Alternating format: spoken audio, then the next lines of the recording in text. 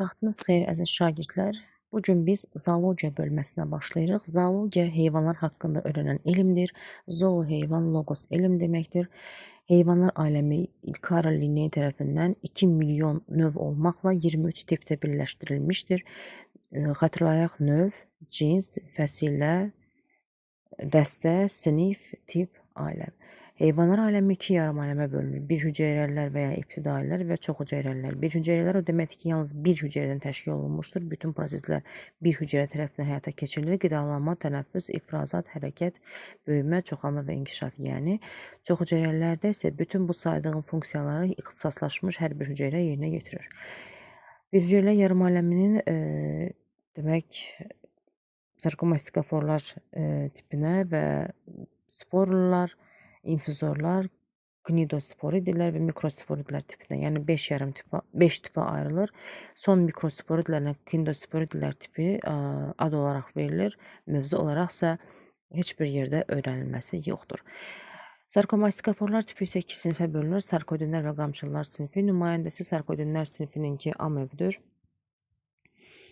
Amöb yalançı ayaqlar vasitəsilə hərəkət edir və qidalanır. Yalançı ayaqlar onun həm süd hərəkətini təmin edir, həm də o fagositor şəklində qidalanır. Bu ilk dəfə olaraq da biz bunu xatırlayaq. Meçnikov tərəfindən fagositos prosesi kəşf olunmuşdur. Hansı ki, insanın leykositlərində, qan hüceyrələri olan leykositlərdə bu proses icra olunur.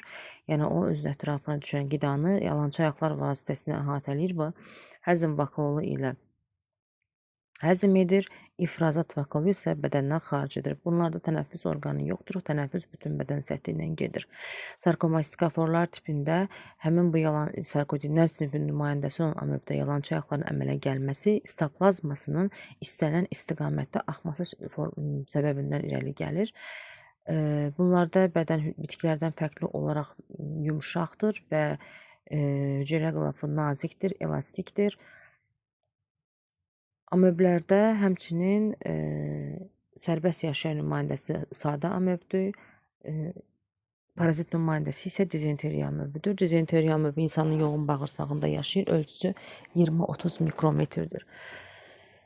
Sarkodinlər sinfi haqqında bu qədər. İndi isə qamçıllar sinfinə gəlin baxaq. Qamçıllar sinfi nümayəndəsi Yaşıl Evglena və Volvoxdur.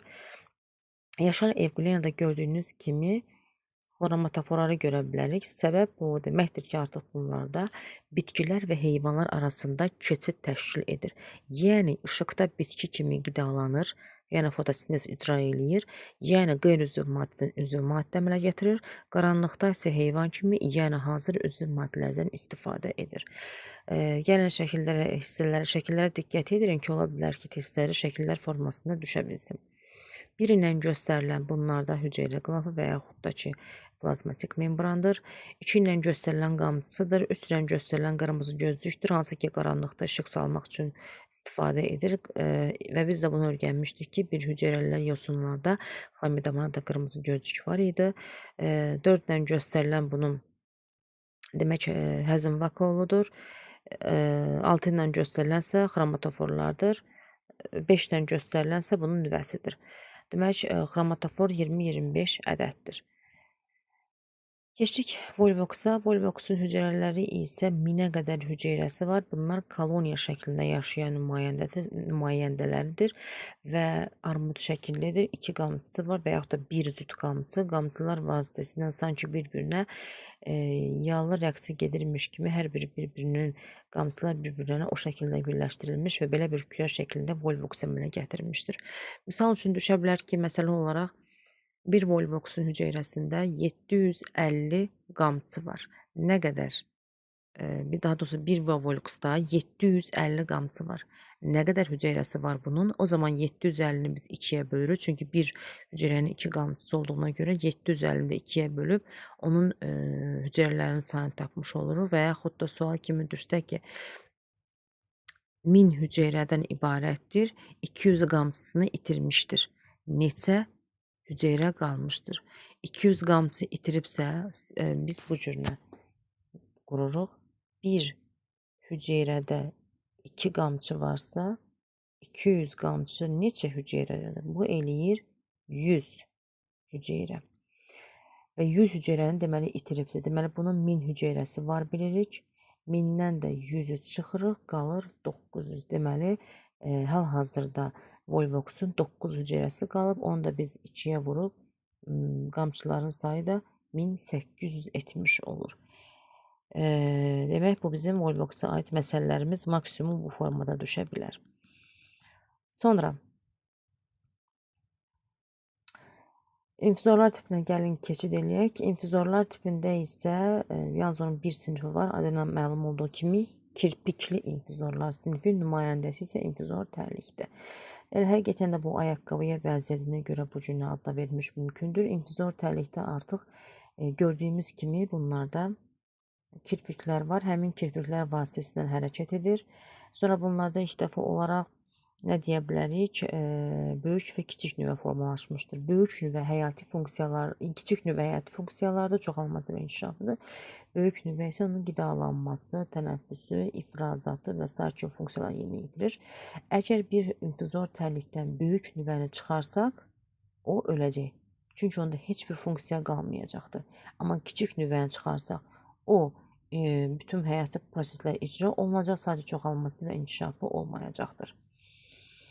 Bunlarda yalnız infizor tərlikdə ikiyə bölünmə yolundan çoxalması və inkişafı biz onların həyat fəaliyyətini keçəndə öyrənmiş olacağıq. Gəlin burada bir tətbiq çalışmanı nəzərdən keçirək. Uyğunluğu müəyyən edim. Daimi bədən forması olmayan bir hüceyrəli orqanizm amöbdür. 2 ifrazat vakaulu olan infizor tərlikdir, bayaq qeyd etdik. Qidalanma, tənəffüs, ifrazat, hərəkət, bu kimi funksiyalar böyük nüvədir, çoxalması və inkişafı isə kiçik nüvədir. Həm heyvan, həm də bitki kimi qidalanan orqanizm yaşıl evqiliyenadır, çünki onun xromatoforları var. Hərəkət üçün bir qamçısı var. Şəklə baxırıq. İnfizor yaşıl evqiliyenadır. Yalançı ayaqları olur amöb, nov şəkilli hüceyrəvi ağzı olur. Bu isə olur, bayaq onu mən demək qeyd etmədim. Kirpikli infizorda onun nov şəkilli ağzı vardır. Şəkildə isə bu demək burada göstərilmişdir. Bir dəqiqə. Burada 6 ilə şəkil biraz keyfiyyətsizdir. Yəni 6 ilə göstərilən onun nov şəkilli ağzı olduğunu göstərir. İndi isə bu bir hüceyrələrin həyat fəaliyyəti və müxtəlifliyi haqqında danışaq. Həyat fəaliyyəti deməkdir ki, yəni onun yaşaması, onun həyati funksiyaları icra etməsidir. Gəlin biz burada bu fəaliyyət bölməsində bu çalışmanı bir qədər edək, görək nə dərəcədə nəyi mənimsəmişik bu dərsdə. Heyvanın adı sarkoidlər sinfinki olsun. Dedik ki, amöb. Hərəkət strukturu dedik, yalançı ayaqlar, nüvənin sayı bunlarda 1-dir. İfrazat və kolun sayı 1-dir. Qırmızı gözcük isə yoxdur. Qamçılar sinfinin nümayəndəsi dedik ki, yaşıl evqiliyena və Volvoxdur. Hərəkət strukturu yaşıl evqiliyenada qamçılardır. Volvoxda koloniya şəklindədir. Hüceyrələr, armud şəkilli hüceyrələr bir-birlərinə bir cüt həmin o qamçılar vasitəsilə birləşmişdir və yuvarlanaraq hərəkət edir suyun tip hissəsində. 1000-ə qədər hüceyrəsi var. Nüvənin sayı yaşıl evqiliyenada da, infizor tərlikdə də daha doğrusu Volvoxda da bir nüvəlidir. İfrazat və kolon sayı 1-in 1-ədir. Qırmızı gözcük isə yalnız yaşıl evqiliyenada var. Kirpikli infizor sinfi isə infizor tərlikdir. İnfizorlar tipinin nümayəndəsidir. Kirpiklər vasitəsilə hərəkət edir. 2 ədəd nüvəsi var. Böyük nüvə həyati funksiya, kiçik nüvə çoxalma və inkişafdır. 1 ədəd ifrazat vakolu və qırmızı gözcük isə bunlarda yoxdur. İndi isə həyat fəaliyyətinə gəlin diqqət yetirək. Bunlarda hərəkət orqanoidlərini dedik necə baş verir. Qidalanmasına gəldikdə isə amöb yalançı ayaqlar vasitəsilə gördüyümüz kimi qidanı əhatəyə alır və o həmin həzm vakolu vasitəsilə onu bədənində həzm edir. Və həzm olunmayan qida qalıqları isə ifrazat vakolundan xaric olur. Bunlarda heç bir tənəffüs orqanı yoxdur deyə tənəffüsdən danışa bilmək bütün bədən səthindən gedir. Yaşıl evqiliyenada isə bişıqda bitki kimi fotosintez edir, qaranlıqda isə heyvan kimi qidalanır, yəni hazır üzüm maddədən istifadə edir.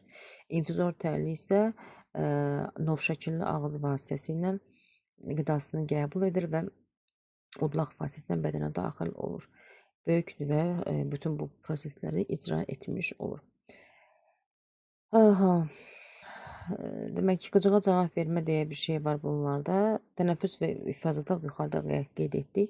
Qıcığa cavab vermək isə müxtəlif temperaturdan, kimyəvi təsirlərdən qidalara misal göstərə bilər və yaxud da hər hansısa bir durğun şirin su havzasından götürdüyümüz suyun içərisindən bir qədər duz əlavə etsək, amöblər oradan qaçdığını müşahidə etmək olar. Çünki amöb şirin su havzalarında yaşayır. Və yaxud da qida əlavəsi etsək, qidaya tərəf hərəkət etdiyini görə bilərik. Sistemlaşma nədir? Xarici mühitin təsirindən qıcığa cavab vermə reaksiyası kimi biz bunu qəbul edə bilərik. Əlverişsiz mühitdə bir hüceyrələrin qidalanması dayanır, bədən qoruyucu bir təbəqə əmələ gətirir. Sanki belə bir şey bu formaya gəlmiş olur, qalın bir qılaflı olur bu. Bu onun sistem əmələ gətirdiyini göstərir ki, hansı ki sistem ərazisində xarici mühitin təsirindən qorunmuş deməkdir.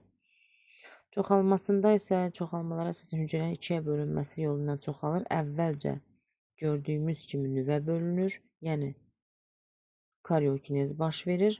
Sonra isə sitoplazma bölünür, yəni burada sitokinezin baş verdiyini görə bilərik.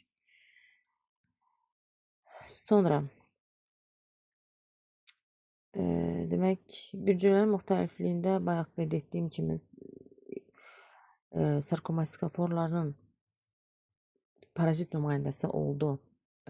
Dizenteriya amöbü insan yoğun bağırsağında yaşamış oldu və o xüsusiyyətləri nədir? Yəni ki, qarında ishal, ağrılar əmələ gətirir və yaralar yaradır bağırsağın üzərində. Demək, insan dizenteriyaya sist halında yoluxur. Yəni bu sist o demək ki, o xarici mühitin təsirindən qorunmuş şəkildə bədənə xarici qalın qılaf əmələ gətirdiyinə görə sist da gec həll olduğu üçün bu rahatlıqla insan bu şəkildə yoluxa bilər. Sporlar tipi nümayəndəsi, yəni biz sporlar burada qeyd etdik hansılar oldu? Yəni qamçılar və sarkoidinə və sporlar sarkomaskoforlar tipinə aiddir. Sporlar nümayəndəsi malyariya parazitidir. Malyariya paraziti Anopheles cinsindən olan dişi ağcaqanadlar vasitəsilə həyata keçirilir və insanda bu əsasən əzələni, qaraciyəri və qanı zədələmiş olur. Belə uşaqlar, demək bugünkü mövzumuz bu oldu. Ümid edirəm ki, dərsi anlaya bildik. Əgər suallarınız varsa şərh bölməsində də yaza bilərsiniz. Bu qədər.